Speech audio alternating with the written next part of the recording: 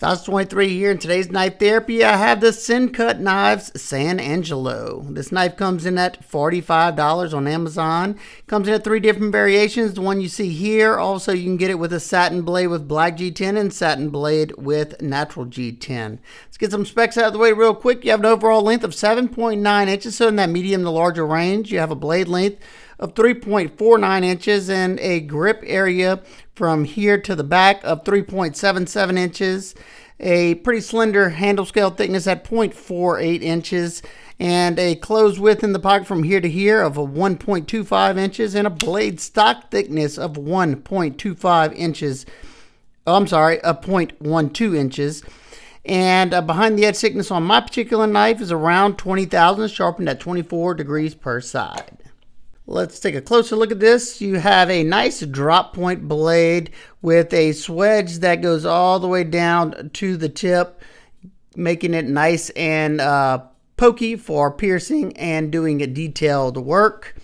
You have a nice satin finish on here, a row of jimping that should be extended a little bit further where my thumb wants to land if you're going to be using that, and I much prefer the finer cut jimping that's not spaced out as much like they have here, because I call it medium traction jimping. You have a sharpening chaw, but I don't know if you can see that plunge line. It just barely clears the plunge line, and I did sharpen this up after I finished the testing, and you can see it's starting to widen up in the back, so that's a shame there. Wish I would have brought that out a little bit further. You got a high flat grind on this one. Comes down to a decently thin edge. Now, let's do some cutting with it and see how well it performs.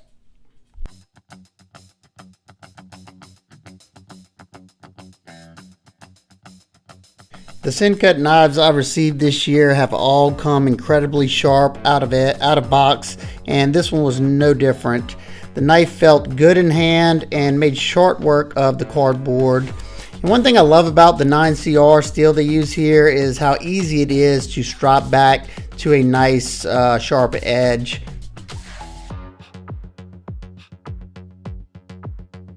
The way the handle is shaped on this knife, I figured it would be really comfortable in hand, and it was for the most part. However, once I began to apply a lot of pressure into the wood, I found that the thinner scales required me to grip the knife tighter, which started to fatigue my forearms and kind of hurt my hands a little bit.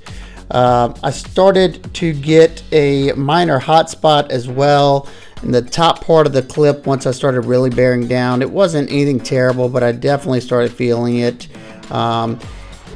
It's probably not something you'd see on your day-to-day average cutting, but I'll show it a little bit there.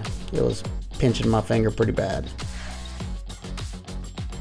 Starting out, I noticed that the edge did not have a ton of bite. It required me to use a little bit more downward force to get through the rope. And the knife has the perfect amount of belly for cutting on a flat surface like this. And because of me having to push down with more force, the knife has thinner scales, so it was a little bit harder to hold in that pinch grip without the knife wanting to slide forward and to the side. That's why I like having, at least 0.50 or half-inch thickness. That is usually the perfect thickness to me. I did, however, make 44 cuts into the half-inch twisted scissor rope, which is definitely respectable for 9CR. And the price point as well. I wouldn't complain about that in the least. So even though this knife came with an incredibly sharp edge, I have noticed that once you put the first sharpening on the knife after you've dulled it out, or the second, third, the edge retention usually seems to jump up a good bit each time, and you'll definitely get more out of the knife. So I like to sharpen them up after I test these just to see how they are, and this one did pretty well.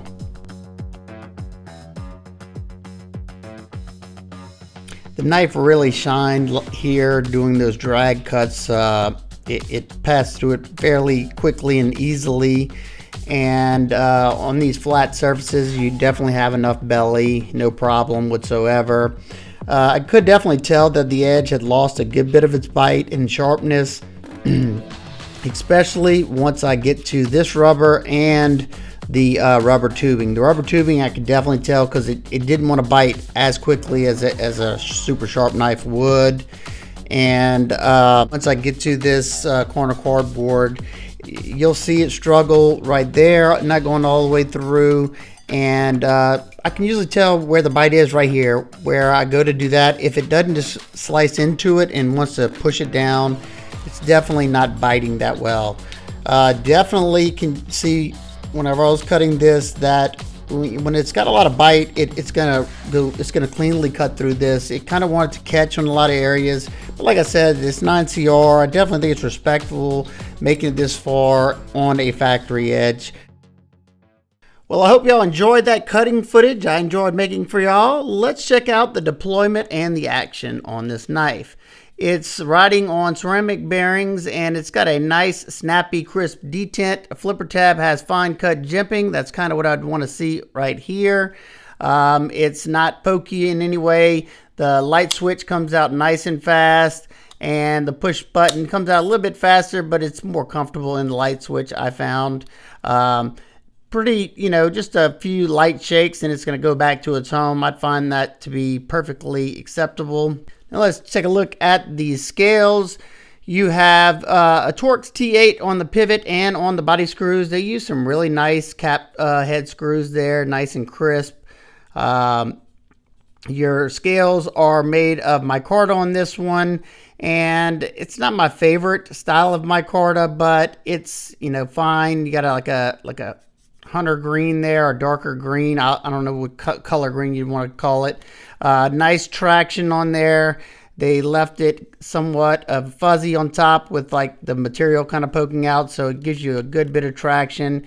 You got a nice chamfer that goes around the entirety of the scales, keeping it nice and comfortable. No sharp edges where you don't want them to be. Your pocket clip is a standard loop over stainless steel pocket clip, deep carry, tip up, left or right hand carry. Let's check it out in the pocket. I found it went in and out of my thin shorts very easily, and it held it on nicely. And also when I did have it in my jeans, it goes in nice. You have just the right amount of ramp, and it does hug this side of the pocket nicely. That flipper tab kind of stays out of the way. If you're going to have other stuff in there, it will rub against that, but I don't usually put too much in this pocket anyway. That's how much of the knife is sticking out. Just a little bit right there, pretty much disappears. On this one, you have flow-through construction, so if you get it dirty in there, you can just blow it out with some compressed air or a Q-tip or something. You have two standoffs, no lanyard hole or post on this one. Not the biggest deal to me, but maybe some of you. You have tons. Look at all that internal milling on the top and bottom. They do a good job of weight relieving this thing. Let's check it out on the scale. First off, in grams, 89 grams and 3.13 ounces. So yeah, they did an excellent job there. Now let's take a look at the lockup. It is sitting at around, I'd say 50 or 60% or so. No side to side, no up and down whatsoever. Pretty solid lockup. I could definitely flex side to side if I wanted to.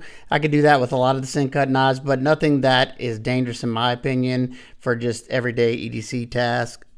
The access to the lock bar is pretty good. This goes down a little bit further. This sits a little bit proud. I have no problems getting to that lock bar whatsoever.